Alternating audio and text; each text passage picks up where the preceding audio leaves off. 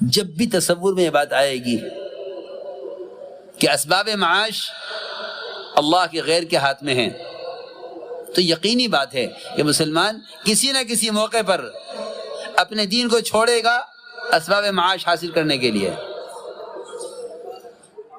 اس کی کھلی مثال ہے، کھلی مثال ہے۔ میں کیا کروں؟ مجھے تو کمانا ہے کہ نہیں، یہ ملازمت حرام ہے۔ میں کیا کروں؟ مجھے تو کمانا ہے۔ یہ تجارت حرام ہے، میں کیا کروں؟ مجھے تو کمانا ہے۔ میں کیا کروں؟ اگر معاش، اسباب معاش ان کے ہاتھ میں ہیں جو حرام کے مکلف نہیں ہیں، میری بات توجہ سننا، اگر اسباب معاش ان کے ہاتھ میں جو حرام کے مکلف نہیں ہیں تو ہم یہ سوچ کر حرام اختیار کریں گے کہ اسباب معاش انہی کے قبضے میں ہیں، ان سے ہی ملیں گے۔ جب معاملہ تنگ ہوا ابراہیم علیہ السلام پر، معاملہ تنگ ہوا ابراہیم علیہ السلام پر، اور اس نے طے کر لیا کہ انہیں کھانا نہیں ملے گا تو یہ جائیں گے کہاں؟ میرے پاس آئیں گے، میرے پاس آئیں گے، جائیں گے کہاں؟ جس اللہ مجھے معاف فرمائے، ہم نے اجتماعی طور پر یہ سوچ لیا ہے کہ بھئی ہمارا تو کوئی پرسان حال ہے نہیں۔ میں قسم کھا کر کہہ سکتا ہوں، اگر مسلمان اپنے آپ کو قوم سمجھے گا تو پھر یہ قومیت کی بنیاد پر مغلوب ہو کر رہے گا۔ مسلمان قوم نہیں ہے، اسلام قومیت کا نام نہیں ہے، اسلام قومیت کا نام نہیں ہے، اسلام اطاعت کا نام ہے۔ مسلمان کسی قوم کا نام نہیں ہے۔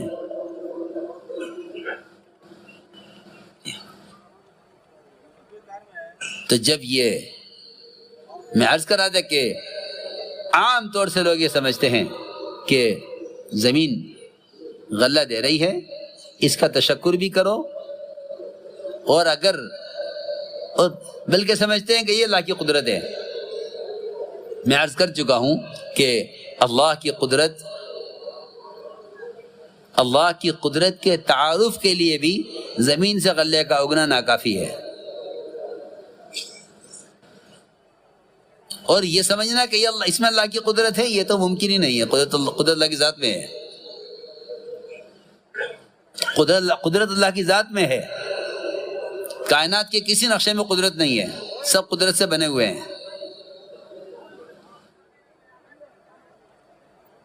بلکہ جب ابراہیم علیہ السلام کے لیے کھانا بند ہو گیا،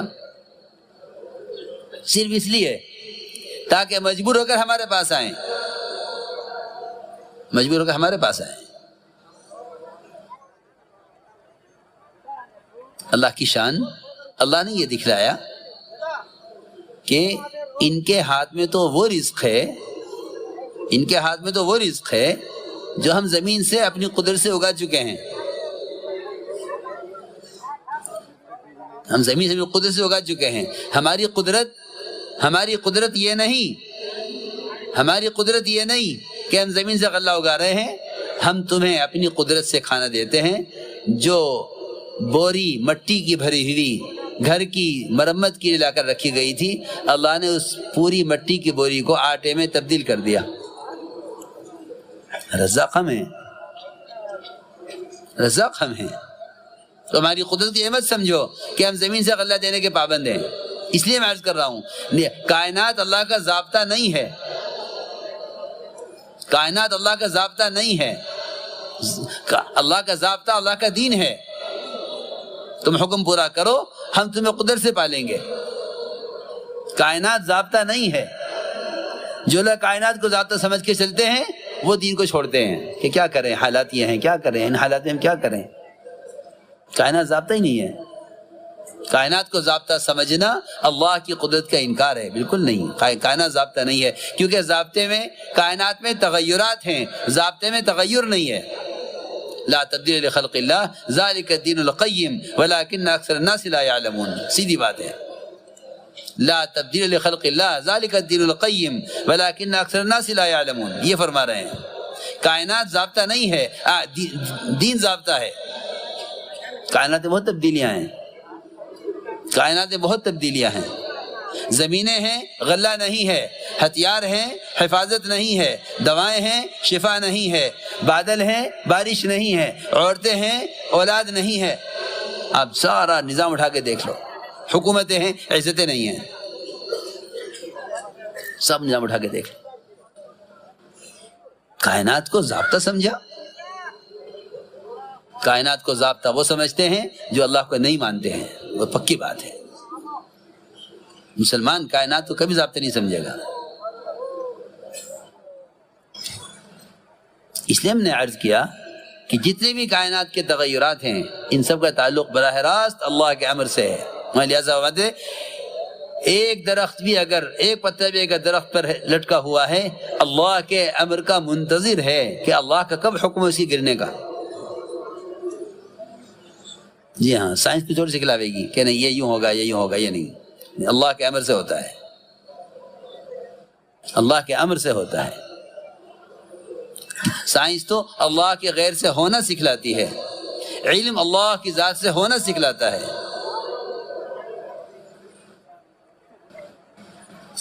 چھوٹا سا دھندا گورکھ دھندا مل گیا ہے، سمجھتے ہیں بس یہی ساری قدرت ہے. ابراہیم علیہ السلام نے سب شکل کا انکار کیا. حضور اکرم صلی اللہ علیہ وسلم کی شہادت کی انگلی کے اشارے سے چاند کے 2 ٹکڑے ہو جانے کو بتلا دیا ساری امت کو کہ محمد صلی اللہ علیہ وسلم کی عمل کی وہ قوت ہے کہ چاند کے 2 ٹکڑے کر کے دکھلائے اپنی انگلی کے اشارے سے. جن کے عمل عادت کا یہ اثر ہے ان کے عمل عبادت کا کیا اثر ہوگا؟ جن کے عمل عادت کا یہ اثر ہے ان کے عمل عبادت کا کیا اثر ہوگا؟ اس لیے خوب سمجھ لو اچھی طرح کہ اللہ کی قدرت یہ ہے کہ وہ شکلوں کو جب چاہے اپنا امر سے جب چاہے بدل دے. مشرکین بھر کر لائے شراب کے مشکیزے، فتح ہوگی شراب پیئیں گے. سارے مشکیزے چھوڑ کر بھاگے، فتح ہو گئے مسلمانوں کو. سارے مشکیزے چھوڑ کر بھاگے. پوچھا گیا کیا رے یہ مشکیزیں چھوڑ کر بھاگے، کھول کے دیکھو. انہیں کھول کے دیکھا سارے مشکیزوں میں شہد بھرا ہوا تھا. ایک بھاگ والے سے پوچھا کہ تم اتنا بڑی مقدار میں شہد کیوں لے کر آئے، کیا کام تھا شہد کا، اتنا شہد کیوں لائے؟ کہ ہم تو ایک بھی مشکیزہ شہد کے نہیں لائے، اللہ نے سارے شراب کے مشکیزوں کو شہد میں تبدیل کر دیا. نظام ہمارے ہاتھ میں ہے نا، نظام ہمارے ہاتھ میں ہے، ہم جو چاہیں کریں. اس لیے میں نے عرض کیا کہ حضور اکرم صلی اللہ علیہ وسلم نے سب سے پہلے صحابہ کو ایمان سکھلایا. اس طرح سکھلایا کہ نظام کائنات کا کائنات سے کوئی تعلق نہیں ہے. حدیبیہ کی رات بارش ہوئی، آپ نے فرمایا تم میں سے بعض کافر ہوں گے بعض مسلمان. جی ہاں صاف بارش ہوئی ہے، بعض کافر ہوں گے بعض مسلمان. صاحب نے کہا کیوں ایسا کیوں ہو جائے گا؟ آپ نے فرمایا جو کہے گا بارش فلاں ستارے کی وجہ سے ہوئی ہے وہ اللہ کا انکار کرنے والا، ستاروں پر ایمان رکھنے والا ہے. جو کہے گا بارش اللہ کے امر سے ہوئی ہے، کسی کو کوئی دخل نہیں ہے. یہاں ساری امیدیں ماہر موسمیات سے وابستہ ہیں. ماہر موسمیات کہہ دیں گے بارش ہوگی تو کہہ دیں گے ہوگی، یہ کہہ دیں گے نہیں ہوگی تو نہیں ہوگی. میرے دوستو عزیزو، اس لیے عرض کر رہا کہ نظام کائنات اصل نہیں ہے. سمجھتے تھے خالق کائنات سے فائدہ اٹھانے کے لیے نظام کائنات کا انکار کرنا شرط ہے، اس کا یقین نکلنا شرط ہے. حضور اکرم صلی اللہ علیہ وسلم نے ہر مسئلے میں چھوٹے سی چھوٹی بات کے بارے میں سوال کیا، چھوٹی سی چھوٹی بات کے بارے میں سوال کیا. صحابی نے آ کر عرض کیا کہ اونٹوں میں خارش پھیل گئی ہے. فرمایا کہاں سے اونٹوں میں خارش پھیلی ہے؟ اس سوال کا مقصد یہ نہیں تھا، اس سوال کا مقصد یہ نہیں تھا کہ کیا وجہ ہوئی. اس سوال کا مقصد یہ تھا کہ ان صحابی کے دل سے بات نکلوانی تھی کہ تم خارش کے ہونے کا سبب کیا سمجھتے ہو. عرض کیا کہ ایک اونٹ کو ہو گئی تھی پھر سب کو ہو گئی. آپ نے اس باطل خیال کا وہ ختم کرنے کے لیے فرمایا کہ اگر اونٹوں سے اونٹوں میں خارش پھیلی ہے پہلے اونٹ کو کہاں سے ہوئی؟ ہاں ایمان اللہ نے کیا، پہلے ان کو کہاں سے ہوئی؟ نعوذ باللہ، نظام قدرت اتنا کمزور نہیں ہے کہ اللہ چاہتے تھے ایک کو خارش ہو مگر سب کو ہو گئی، ایسا نہیں ہے۔ یہاں مسلمان کو بیماری نہ لگ جاوے، اچھوت بنا دیا۔ کیا بنا دیا؟ اچھوت بنا، الگ رہو۔ ہاں، اللہ کے امر سے ہر چیز ہوتی ہے، اللہ کے امر سے ہر چیز ہوتی ہے۔ عبداللہ ابن عمر رضی اللہ تعالیٰ عنہ کوڑی کے ایسا مریض جس کے انگلیوں میں زخم ہوا کرتے تھے، اس کے ساتھ ایک برتن میں کھانا کھاتے تھے۔ لوگ کہتے کہ عبداللہ ابن عمر سے کہ یہ اس کے ہاتھ میں زخم ہے، آپ ساتھ کھانا کھا رہے ہیں؟ فرماتے تھے کہ اللہ کا امر اس کے لیے ہے، میرے لیے نہیں ہے، اور جس دن میرے لیے ہوگا، اللہ کا امر میرے لیے ہوگا، اس وقت اس کی ضرورت نہیں ہوگی، یہ ہو یا نہ ہو، اللہ کا امر آئے گا۔ جی ہاں، یہ اس امت کو اس کی تعلیم دی گئی تھی، امت کو اس کی مشق کرائی گئی تھی۔ سب سے بڑی غلطی، سب سے بڑا نقصان امت کا اس سے ہوا کہ امت نے ایمان کو بولنا چھوڑ دیا۔ اب نظام کائنات کو اثر بنا لیا ہے، اسی پر گاڑی چل رہی ہے۔ جو بات پیش آتی ہے شر کی، اس کو بھی اسباب سے جوڑ دیتے ہیں، جو خیر کی بات پیش آتی ہے اس کو بھی اسباب سے جوڑ دیتے ہیں۔ میرے بزرگ دوستو عزیزوں، سب سے اہم چیز اللہ کی چاہت اور اس کی مشیت ہے۔ جتنے بھی کائنات میں اسباب ہیں، یہ تمام کے تمام اسباب صرف انسانوں کی، مسلمانوں کے امتحان کے لیے ہیں۔ تمام اسباب مسلمانوں کے امتحان کے لیے ہیں، اطمینان کے لیے نہیں ہیں۔ اسباب اطمینان کے لیے نہیں ہیں، اسباب سے کوئی مطمئن نہیں ہونا چاہیے۔ اسباب سارے امتحان کے لیے ہیں۔ انبیاء علیہ السلام سے لے کر قیامت تک آنے والے جتنے بھی مسلمان ہیں، اسباب ان سب کے امتحان کے لیے ہیں۔ انبیاء علیہ السلام سے لے کر قیامت تک آنے والے مسلمان ہیں، سب کے لیے اسباب بطور امتحان ہیں۔ ہاں، غیروں کے لیے اسباب بطور اطمینان کے ہیں۔ میری بات توجہ سننی ہوگی بہت۔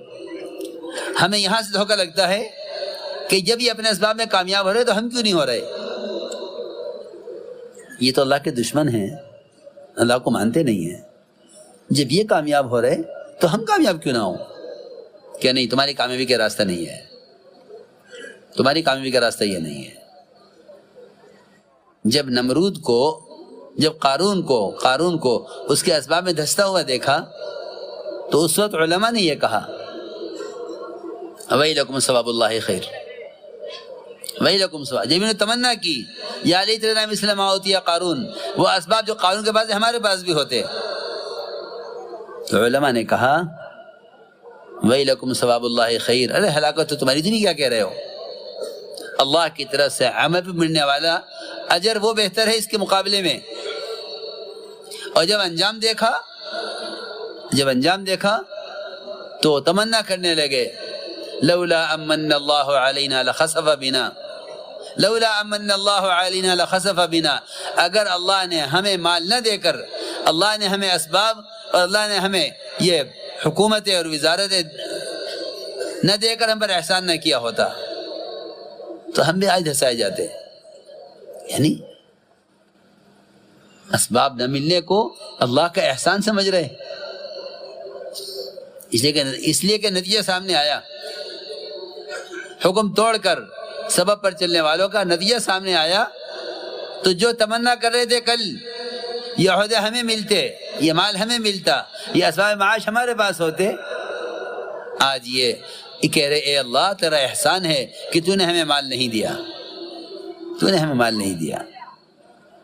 اور واقعی حضور اکرم صلی اللہ علیہ وسلم نے اپنے صحابہ کو اس پر ایسا مضبوط کیا تھا کہ حضرت فرماتے تھے جتنے بھی مالدار صحابہ گزرے ہیں کوئی صحابی دنیا سے خوش نہیں گیا۔ عجیب بات ہے، جتنے مالدار صحابہ گئے دنیا سے کوئی خوش نہیں گیا، ہر ایک کو یہ غم تھا، ہر ایک کو یہ فکر تھا کہ کل قیامت میں اللہ یہ نہ کہہ دیں اذھبتم طیباتکم فی حیاتکم الدنیا، کہ تم نے دنیا میں مزے اڑا لیے ہیں اور دنیا میں تم نے اپنی خواہش پوری کر لی ہے، یہاں تمہارے لیے کچھ نہیں ہے۔